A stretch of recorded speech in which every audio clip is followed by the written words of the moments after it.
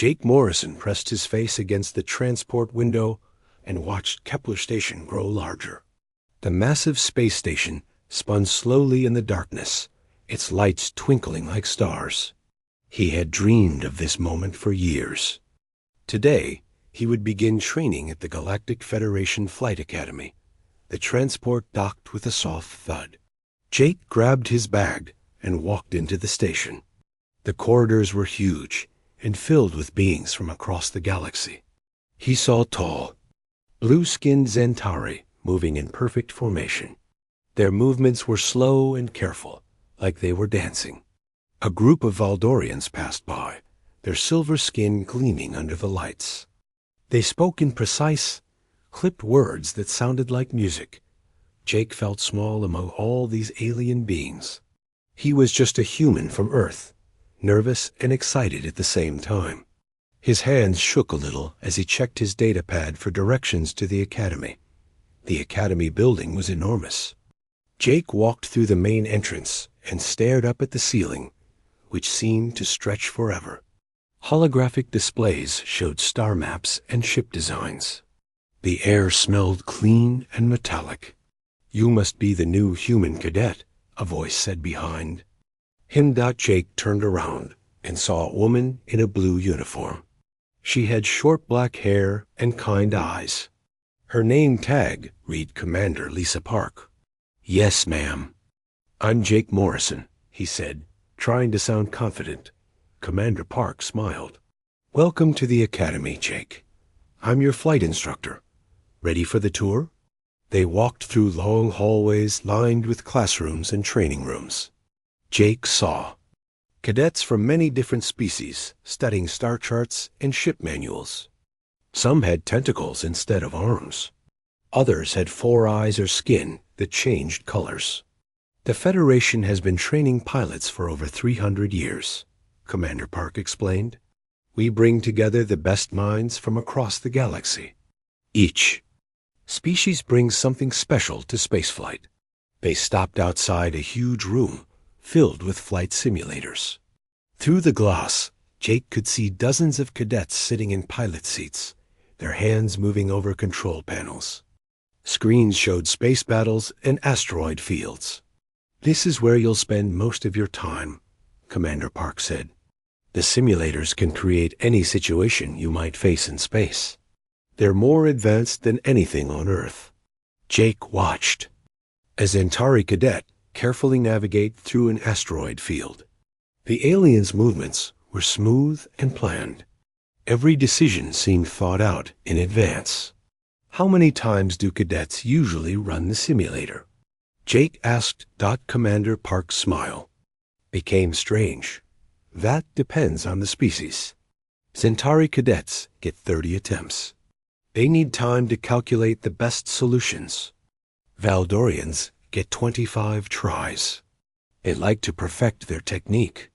Nexari get 40 attempts because they want to try every possible approach." "What about humans?" Jake asked. "Humans get 1 attempt," Commander Park said simply. Jake felt his heart sink. "1? Just 1? That doesn't seem fair." "Fair?" Commander Park laughed, but not in a mean way. "Jake, the policy exists for very good reasons. Just not the ones you might think." They continued the tour, but Jake's mind was stuck on what she had said. 1 attempt. How was he supposed to prove himself with only 1 chance? The other species got dozens of tries to get it right. They visited the ship hangar, where real spacecraft sat like sleeping giants. Jake saw small fighter ships and huge cargo vessels. The smell of fuel and metal filled the air. "Tomorrow, you'll take your simulator test," Commander Park said. "Tonight, I suggest you get some rest. Don't worry too much about the 1 attempt rule. But why do humans only get 1 try?" Jake asked again. Commander Park stopped walking and looked at him. Her eyes seemed to hold a secret. "Because, Jake, humans don't approach problems the same way other species do. You'll understand tomorrow." That evening, Jake sat in his small room and stared at his pilot manual. He had studied it dozens of times on the trip to Kepler Station. The pages were full of proper procedures, safety protocols, and emergency responses. Everything was laid out in careful steps. He thought about the other cadets he had seen. They all seemed so calm and prepared. The Centauri moved like they had all the time in the world. The Valdorians spoke in exact measurements and calculations. Even the Nexari, who were supposed to be creative, seemed to follow patterns. Jake felt different. When he imagined flying through space, he didn't think about following steps. He thought about feeling the ship respond to his touch, about making quick decisions when things went wrong. He thought about adventure and discovery. His room's communication screen chimed. A message from his parents on Earth appeared. They wished him luck and told him they were proud of him. Jake smiled, but he still felt nervous about tomorrow. He tried to sleep, but his mind kept racing. One attempt. What if he failed? What if he wasn't good enough? What if the Federation was wrong about humans? Outside his window, space stretched endlessly in all directions.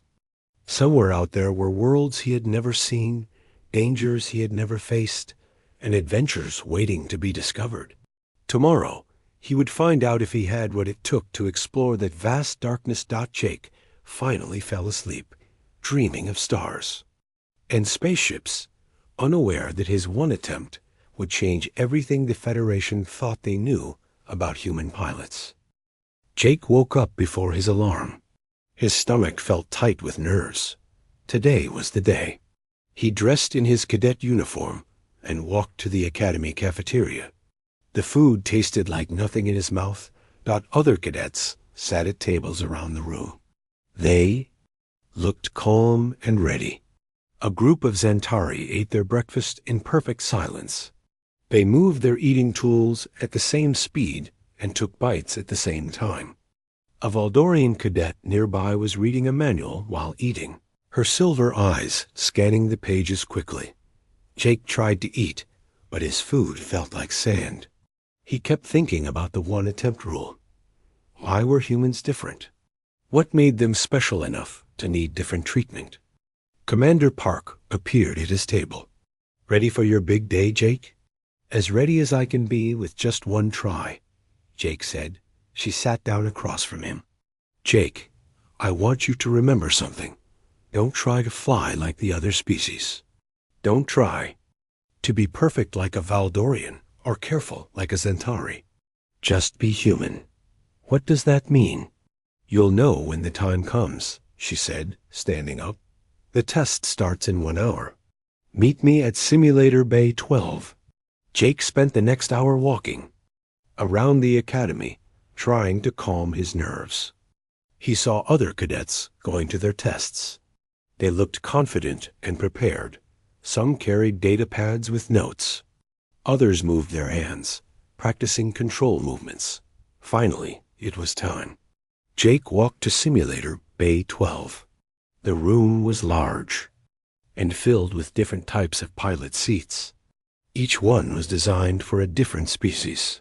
The human seat looked simple compared to the others. Commander Park was waiting with a Centauri instructor and a Valdorian technician. "This is Instructor Vital and Technician Zaramin.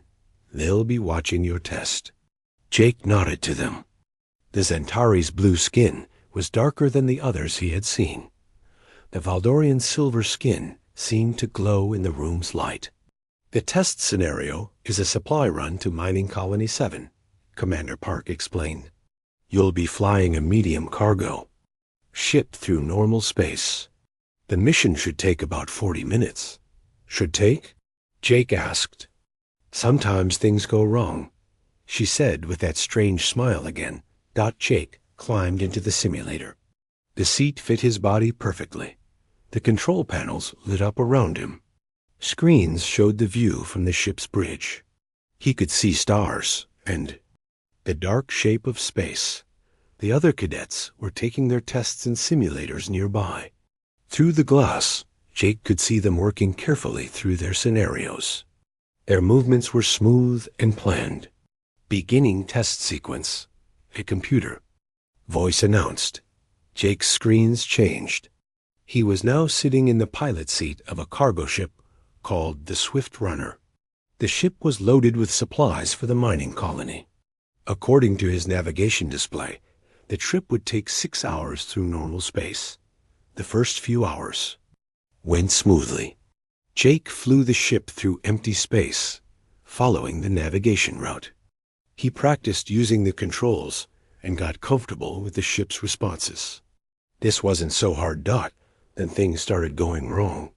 Warning: asteroid field detected ahead. The computer announced. Jake looked at his screens. A field of floating rocks blocked his path. The navigation computer suggested going around, which would add 2 hours to the trip. But Jake studied the field and saw gaps between the larger asteroids. Instead of going around, he flew into the field. The ship shook as small rocks hit the hull.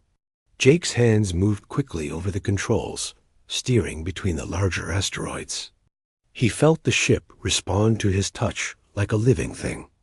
Interesting approach, he heard Instructor Vital say through the speakers. Jake made it through the asteroid field in 20 minutes instead of adding 2 hours to his trip. He felt proud of himself, but the test wasn't over. Emergency. Engine. Failure in Sector 4, the computer announced. Jake's ship suddenly slowed down. One of his engines had stopped working. The manual said to stop and make repairs, but Jake looked at his remaining engines and did the math in his head. He could still fly with what he had. Instead of stopping, he redistributed power to the working engines. The ship moved differently. Now, but it still moved. Jake adjusted his flying style to match the ship's new behavior. Warning: pirate ships detected, the computer announced. 3 small fighter ships appeared on his screens. They were moving fast toward his cargo ship. The manual said to call for help and wait for Federation patrols. But Jake looked at his cargo ship's weapons and had a different idea. Cargo ships weren't supposed to fight pirates. They were supposed to run away. But Jake noticed something. His cargo hold was full of metal ore. The ship's loading system could dump cargo quickly in emergencies. Jake flew toward the pirates instead of away from them. As they got closer, he dumped part of his cargo. The metal ore created a cloud of debris between his ship and the pirates. The pirates couldn't see him clearly anymore. While they were confused, Jake used his ship's small defensive weapons. Cargo ships weren't built for fighting, but they had enough weapons to protect themselves. Jake picked off the pirates one by one while they tried to navigate through the debris cloud. Most unusual, Technician Zaraman said. Jake had defeated the pirates, but now he was behind schedule and missing part of his cargo. According to the mission parameters, he was supposed to deliver all the supplies on time. But Jake had another idea. He had studied the star charts during his flight. He knew there was a small asteroid belt near the colony that contained the same type of metal ore he had dumped. Instead of failing the mission, he could collect replacement ore. Jake flew to the asteroid belt and used his cargo ship's mining equipment. The equipment was meant for loading and unloading, not mining, but Jake figured out how to make it work. He collected enough ore to replace what he had dumped. When he finally arrived at Mining Colony 7, he was only 30 minutes late and had all the supplies. The colony administrator in the simulation seemed surprised. "How did you get through the pirate attacks?" The simulated administrator asked. "I made a debris field," Jake said simply. "And you found replacement ore?" "I mined it from the nearby asteroids." Jake could hear surprised voices from outside the simulator. The test was supposed to be over, but his scenario was still running. The computer seemed to be trying to figure out what to do next. "Test parameters exceeded," the computer announced, generating additional challenges. Jake felt a chill. The test was supposed to be over, but somehow he had gone beyond what the simulation expected. Now it was creating new problems for him to solve. This was just the beginning. Jake sat in the simulator, confused. The test was supposed to be over. He had delivered the supplies to Mining Colony 7, but the screens were still active, and the simulation was still running. Emergency alert. Colony reactor unstable. Computer announced. New warning lights flashed on Jake's control panel. The mining colony's power reactor was overloading. In 30 minutes, it would explode and kill everyone on the colony. Jake looked at his cargo ship's capabilities. The Swift Runner wasn't designed for rescue operations. It was just a supply ship. But the colony had 3,000 people who needed help. The simulation expected him to call for help and wait for proper rescue ships. But Jake knew they wouldn't arrive in time. He had to figure out something else. He studied the colony's layout on his screens. The reactor was deep underground, but there were maintenance tunnels that led to it. Jake's cargo ship had industrial equipment for moving heavy containers. Maybe he could use that equipment differently. Jake flew his ship close to the colony surface. He extended the cargo loading arms and used them like giant hands. The arms weren't meant for construction work, but Jake made them work anyway. He dug through the colony's outer walls to reach the maintenance tunnels. "This is not standard rescue procedure," Instructor Vital said through the speakers. His voice sounded worried. Jake ignored him. He was too busy working.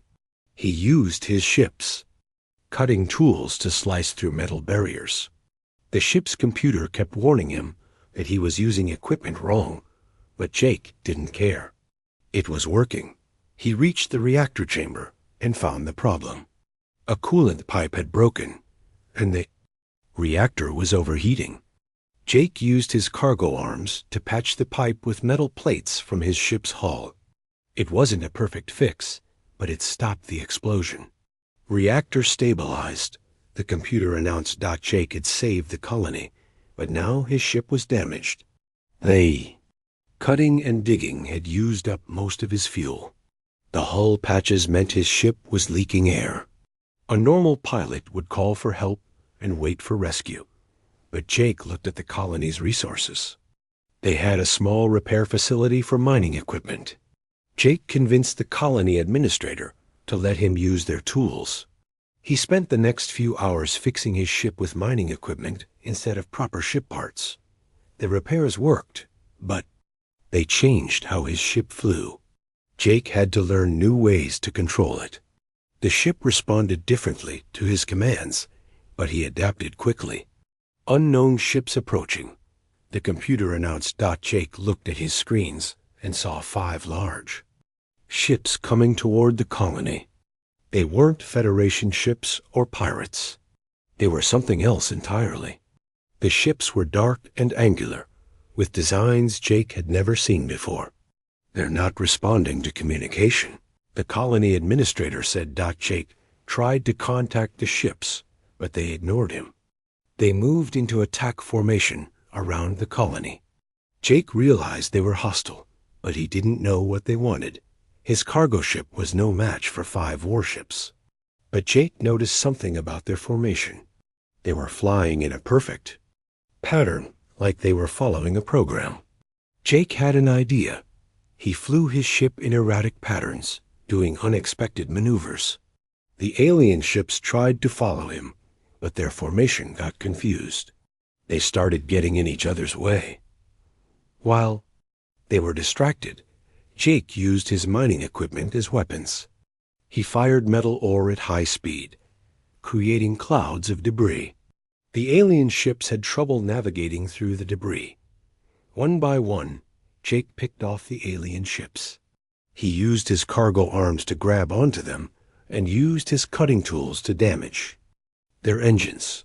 It wasn't elegant, but it worked. Threat eliminated, the computer announced. Jake had defeated the alien fleet, but the simulation still wasn't over. He could hear excited voices outside the simulator. People were talking quickly, in different languages. Temporal anomaly detected, the computer announced. Jake's screens showed something impossible. Space itself was twisting and bending near the colony. A hole in reality was opening, showing glimpses of other times and places.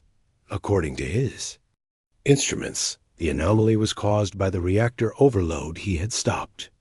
Somehow, his repairs had created a time distortion.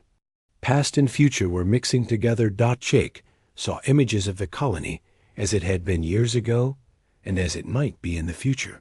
He saw the alien ships attacking at different times. He saw multiple versions of himself trying to solve the same problems. The temporal anomaly was growing larger. Soon it would consume the entire system. Jake had to find a way to close it. He studied the anomaly's patterns and realized something. The time distortion was connected to the reactor he had repaired. If he could reverse his repairs, he might be able to close the anomaly. But reversing his repairs would mean the reactor would explode again. Jake had to find a way to save the colony and close the time hole at the same time. He flew his ship back to the reactor chamber. Instead of reversing his repairs, he used his ship's power core to stabilize the reactor properly. He connected his ship's energy directly to the colony's power system. The temporal anomaly began to shrink. But now Jake's ship was losing power. He had to choose between saving his ship or saving the colony. Jake chose the colony.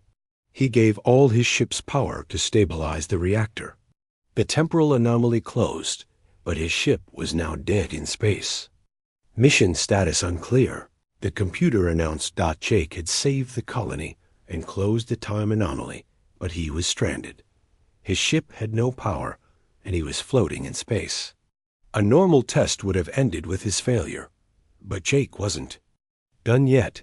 He remembered the alien ships he had defeated. Their wreckage was still floating nearby. Jake used his suit's small thrusters to float over to one of the wrecked ships. The alien technology was different from Federation equipment, but Jake studied it carefully. He found their power source and figured out how to adapt it to his ship. It took hours of work, but he managed to get his ship running again. Test parameters completely exceeded, the computer announced. Simulation requires immediate recalibration. Jake had gone so far beyond the original test that the simulation didn't know what to do. Warning lights were flashing all over the simulator bay. Technicians were running back and forth, trying to figure out what was happening. But Jake's scenario was still running. The simulation was desperately trying to create new challenges that would finally stop him. It was about to get much worse. Senior Federation officials rushed into the simulator bay. Jake could see them through the glass walls, pointing at screens and talking urgently. His test had been running for over 2 hours. Most tests lasted 40 minutes. Reality distortion detected, the computer announced. Jake's screens showed something that made his head hurt to look at. Space was folding in on itself, creating impossible geometries. Stars were in the wrong places. Physics seemed to be breaking down. The simulation was throwing everything it had at him. Jake realized that the computer was desperately trying to create a scenario he couldn't solve. But every time he found a solution, the simulation had to create new rules to explain how his solution worked. A massive creature appeared on his screens. It was the size of a moon, with tentacles that stretched across star systems. Its eyes were like black holes, and its voice came through the ship's speakers. "I am the devourer of worlds," the creature said. "I have consumed 1,000 civilizations. You cannot stop me." Jake looked at his cargo ship with its makeshift repairs and alien power source. He was supposed to fight something that ate planets. It was ridiculous, but Jake had an idea. He studied the creature's energy patterns and noticed something. The devourer was massive, but it was also old. Its energy was spread thin across its enormous body. Jake flew his ship directly at the creature. The devourer laughed, a sound like dying stars. "You think your tiny ship can harm me?" it asked. "No," Jake said, "but I think you're lonely." The devourer stopped laughing. Jake continued flying closer But he wasn't attacking. He was just talking. "You've been alone for thousands of years," Jake said. "You eat civilizations because you're hungry for connection. You want to be part of something. You know nothing," the devourer said, but its voice was less certain. Jake reached the creature's surface and landed his ship gently. He got out in his spacesuit and walked on the creature's skin. It felt warm and alive. "I know what it's like to be different," Jake said. "To not fit in with everyone else. But being different doesn't mean you have to be alone." The devourer was quiet for a long moment. When it spoke again, its voice was softer. "I am too large, too old, too hungry. I destroy everything I touch." "Only because you haven't learned how to touch gently," Jake said. "Let me show you." Jake spent the next hour teaching the devourer how to interact with civilizations without destroying them. He showed it how to share knowledge instead of consuming it. The creature learned quickly, eager for this new way of connecting.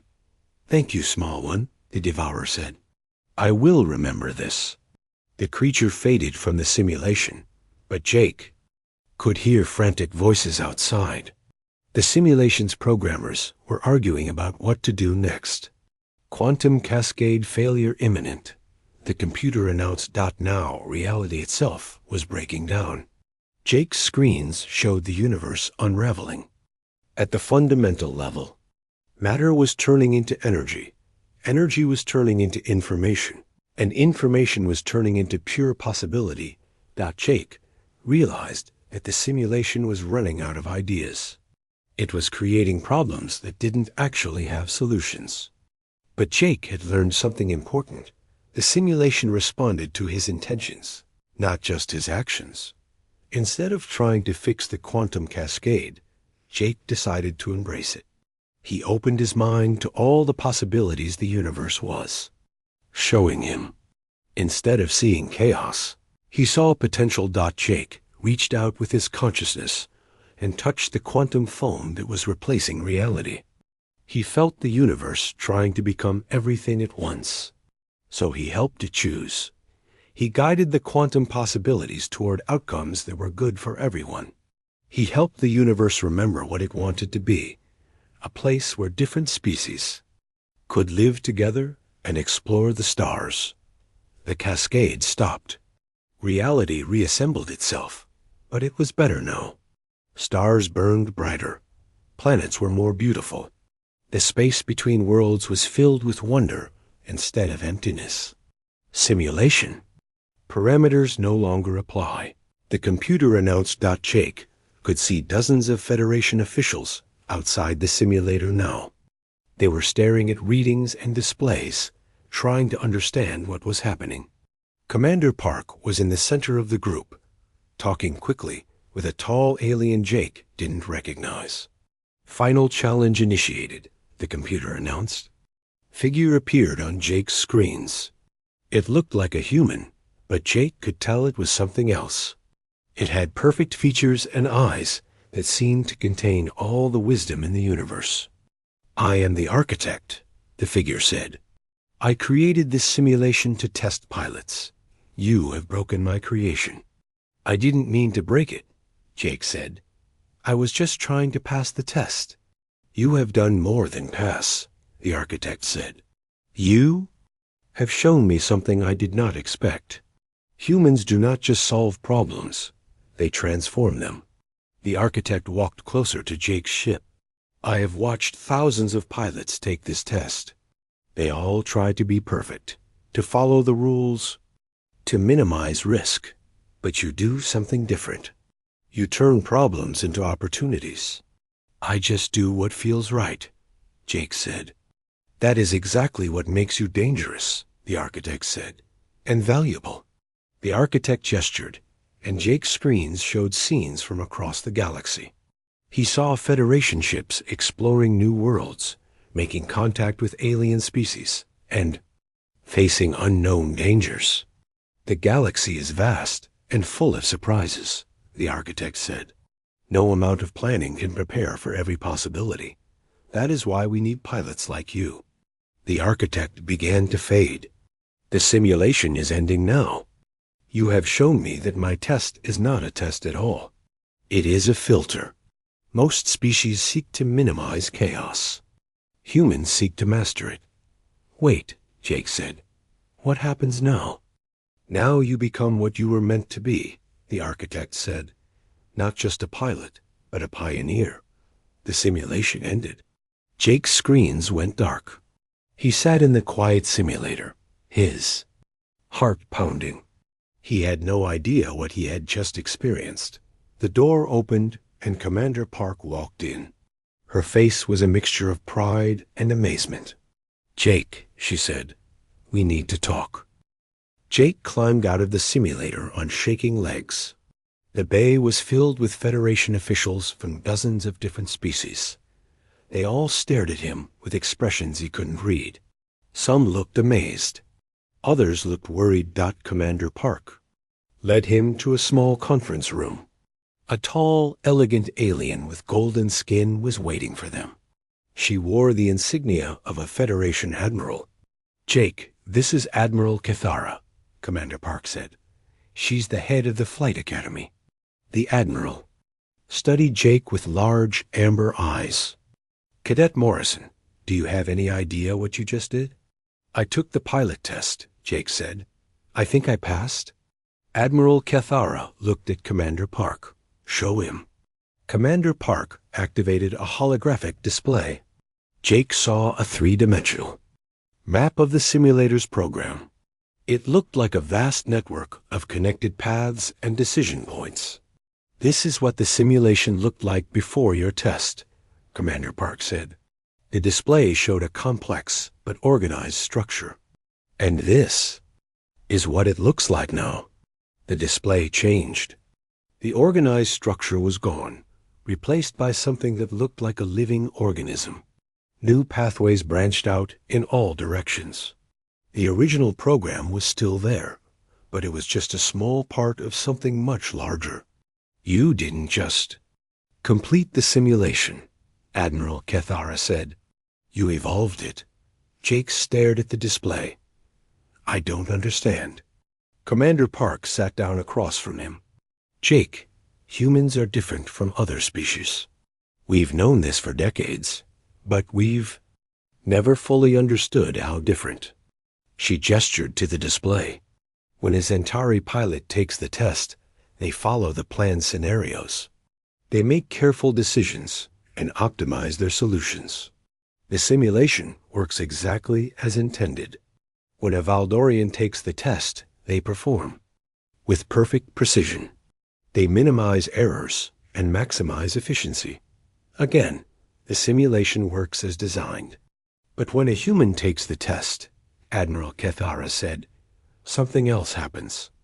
You don't just respond to the scenarios. You change them. Jake remembered his test. He had done things that weren't in the manual. He had used equipment in ways it wasn't designed for. He had found solutions that the simulation hadn't expected.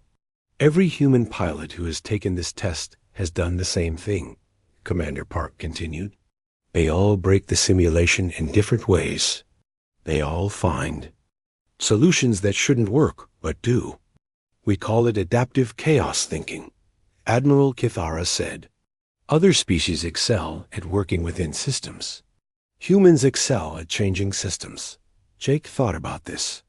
Is that why we only get one attempt? Because we break the simulator? Partly. Commander Park said. After each human pilot finishes, we have to spend weeks reprogramming the simulation. They create so many new variables that the system needs to be completely rebuilt. But that's not the real reason, Admiral Cathara said. The real reason is much more important. She activated another display. This one showed star maps and ship deployment patterns across the galaxy. The Federation has been exploring space for over 1,000 years, she said. We've made contact with hundreds of species. We've mapped millions of star systems. We've built a civilization that spans half the galaxy. But we've also become predictable, Commander Park added. We follow protocols. We minimize risks. We do what has worked before. Admiral Cathara nodded. This approach has served us well, but it has also limited us. There are parts of the galaxy we cannot explore because our methods are not sufficient. She highlighted several regions on the star map. These areas are too dangerous, too chaotic, or too unknown for conventional exploration. We need a different approach. We need pilots who thrive in chaos, Commander Park said. Pilots who can find solutions when all the rules break down. Jake began to understand. You want humans to explore the dangerous areas? Not just explore, Admiral Cathara said. Pioneer. When we encounter something completely new, something that doesn't fit our understanding, we send human pilots. They find ways to deal with the impossible. She showed Jake records of human pilots in action. He watched them negotiate with energy. Beings navigate through dimensions that didn't follow normal physics and make peace with species that communicated through colors and emotions. Humans don't just solve problems, Commander Park said. They transform them into opportunities. The one-attempt rule exists because we learned something important. Admiral Cathara continued. If we let human pilots practice on the simulation, multiple times they become too familiar with our systems. They start thinking like us instead of thinking like humans. We need you to stay unpredictable, Commander Park said. We need you to keep that ability to see solutions that no one else can imagine. Jake felt a strange mix of pride and responsibility. So what happens now? Admiral Cathara smiled. Now you graduate, but not to a normal assignment. You're going to join the Pioneer Corps. The Pioneer Corps? Human pilots who take on missions that are too dangerous or too strange for anyone else, Commander Park explained. You'll be exploring the edges of known space, making contact with unknown species, and dealing with phenomena that don't fit in any manual. She handed Jake a datapad. Your first assignment is to investigate a signal coming from outside the galaxy. 3 different species have tried to make contact. All of them failed. Jake looked at the mission details. The signal was coming from a region of space that seemed to change its properties every few hours. Ships that entered the area reported that their instruments stopped working and their crews experienced strange visions. Why do you think I can succeed where others failed? Jake asked. Because you won't try to understand it first, Admiral Cathara said. You'll just figure out how to deal with it. Jake thought about his test. He had saved the colony by using his ship's equipment in ways it wasn't designed for. He had defeated the alien fleet by confusing their formation. He had befriended the Devourer by recognizing its loneliness. None of those solutions were in any manual. They had all come from something inside him, some way of thinking that was uniquely human. When do I start? Jake asked. Tomorrow, Commander Park said. Your ship is being prepared now. It's equipped with the most advanced systems we have, but I suspect you'll find ways to use them that we never imagined. As Jake left the conference room, he felt different. He was no longer just a cadet trying to prove himself. He was a human, pilot with a unique gift, ready to explore the unknown reaches of space. The galaxy was vast and full of mysteries. But Jake was no longer afraid of the unknown. He was excited by it. After all, he was human. And humans didn't just survive chaos. They mastered it.